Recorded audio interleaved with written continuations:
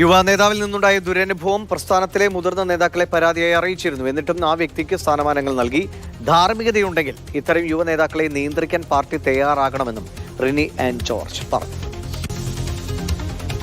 ഇങ്ങനൊരു നേതൃത്വത്തിൽ ഇരിക്കുന്ന വ്യക്തി ഒരുപാട് പേർക്ക് ഇങ്ങനെ ശല്യമായി മാറുന്നു, എന്നിട്ട് ആ വ്യക്തിനെ പല സ്ഥാനങ്ങളിൽ എത്തിക്കുന്നു എന്നൊക്കെ പറയുന്നത് വലിയൊരു സംരക്ഷണ സംവിധാനം തന്നെ ഈ വ്യക്തിക്കുണ്ട്.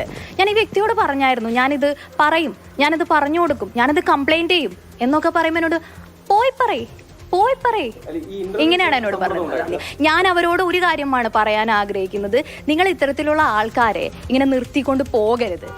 ധാർമ്മികത വേണം, കുറച്ചെങ്കിലും രാഷ്ട്രീയത്തിൽ ധാർമ്മികത വേണം. എന്നോട് ഒരാൾ പറഞ്ഞു ധാർമ്മികത കൊണ്ടൊന്നും രാഷ്ട്രീയത്തിൽ പോകാൻ കഴിയില്ല, രാഷ്ട്രീയത്തിലുള്ള ഒരു വ്യക്തി തന്നെ പറഞ്ഞു. അതായത് നമ്മൾ ഇതിനെക്കുറിച്ചൊക്കെ പല കാര്യങ്ങളിൽ പറഞ്ഞതിന് ശേഷവും ആ വ്യക്തിക്ക് സ്ഥാനമാനങ്ങൾ ലഭിച്ചിട്ടുണ്ട്.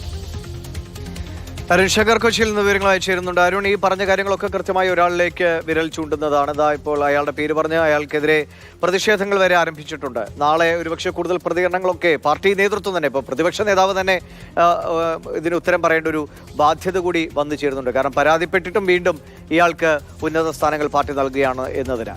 അപ്പോൾ അങ്ങനെയെങ്കിൽ നാളെ ഒരുപക്ഷെ പേര് പറയാൻ പോലും ഒരുപക്ഷെ റിനി നിർബന്ധിതയായേക്കാം. എങ്ങനെയാണ് മറ്റു നേതാക്കൾ ഇതിനോട് പ്രതികരിക്കുന്നുണ്ടോ? അവർ ഇനി കൂടുതൽ ഒരു തുറന്നു പറച്ചിലേക്ക് പോകാനുള്ള സാധ്യതയുമുണ്ടോ? എന്തായാലും റിനി നിലവിൽ ഒരു നിയമ നടപടിയിലേക്ക് പോകുന്നില്ല എന്നുള്ളതാണ് അറിയിച്ചിരിക്കുന്നത്. പക്ഷേ പാർട്ടിയുടെ സമീപനം എന്താണ് എന്നത് അറിഞ്ഞതിന് ശേഷം അടുത്ത ഘട്ടം തീരുമാനിക്കും എന്നാണ് അറിയിച്ചിട്ടുള്ളത്. എന്തായാലും പ്രതിപക്ഷ നേതാവിന് ഇക്കാര്യത്തിൽ പ്രതികരിക്കേണ്ടി വരും. കാരണം ഒന്ന്, പ്രതിപക്ഷ നേതാവ് റിനിയുടെ മണ്ഡലത്തിൽ റിനിയുടെ പ്രതിപക്ഷ നേതാവിന്റെ മണ്ഡലത്തിലാണ് റിനി ഉള്ളത്. അതോടൊപ്പം തന്നെ പ്രതിപക്ഷ നേതാവുമായിട്ടും അടുത്ത സൗഹൃദം വെച്ചു പുലർത്തുന്ന വ്യക്തി കൂടിയാണ് റിനി. അപ്പോൾ പ്രതിപക്ഷ നേതാവിന് ഇക്കാര്യത്തിൽ പ്രതികരിക്കേണ്ടി വരും. പ്രതിപക്ഷ നേതാവിനെ ഈ വിഷയം അറിയിച്ചിരുന്നു എന്ന തരത്തിൽ നേരിട്ട് ഒരു പ്രതികരണം റിനി നടത്തിയിട്ടില്ല, പരോക്ഷമായിട്ടുള്ള പ്രതികരണമാണ്. അതോടൊപ്പം തന്നെ കോൺഗ്രസ് പാർട്ടിയിൽ നേതാവാണെന്നുള്ള തരത്തിലും ഈ ആരോപണ വിധേയൻ എന്നും പറഞ്ഞിട്ടില്ല. പക്ഷേ എല്ലാം ചെന്നെത്തുന്നത് കോൺഗ്രസ് പാർട്ടിയിലെ ഒരു യുവ നേതാവിനെതിരെയാണ്, ഒരു ജനപ്രതിനിധിക്കെതിരെയാണ്. അപ്പോൾ പ്രതിപക്ഷ നേതാവിന് ഇക്കാര്യത്തിൽ ഇനി മൗനം പാലിക്കാൻ കഴിയില്ല. ഒരു ഘട്ടത്തിൽ റിനി പറഞ്ഞത് പ്രതിപക്ഷ നേതാവ് എൻ്റെ അച്ഛനെ പോലെയാണെന്നുള്ളതാണ്. പക്ഷേ അത്തരത്തിലുള്ള നേതാക്കന്മാരുടെ ഈ വിഷയം പറഞ്ഞപ്പോൾ എന്താണ് അനുഭവം എന്നുള്ളതും റിനി പറയുകയുണ്ടായി. അതായത് ഒരു നേതാവ് പറഞ്ഞത് അത് കഴിവല്ലേ, അവൻ്റെ കഴിവല്ലേ എന്ന തരത്തിലൊരു പരാമർശം നടത്തുകയുണ്ടായി എന്നാണ് പറയുന്നത്. അപ്പോൾ ഈ ആരോപണ വിധേയനിൽ നിന്നുണ്ടായ മോശാനുഭവം മാത്രമല്ല, അത് പരാതിപ്പെട്ടതിൻ്റെ പേരിലും ഈ പാർട്ടിക്കുള്ളിലെ നേതാക്കന്മാരിൽ നിന്ന് മോശാനുഭവം ഉണ്ടായി എന്നുള്ളതാണ് റിനി പറഞ്ഞു വെക്കുന്നത്. അതുകൊണ്ട് ഈ വിഷയം വളരെ ഗൗരവതരമാണ്. ഒരാൾ മാത്രം ഒതുങ്ങുന്ന വിഷയമല്ല. പക്ഷേ ഇവിടെ ഒരു ചോദ്യമായിട്ട് ഉയർന്നു വരുന്നത് തെളിവ് എവിടെ എന്നുള്ളതാണ്.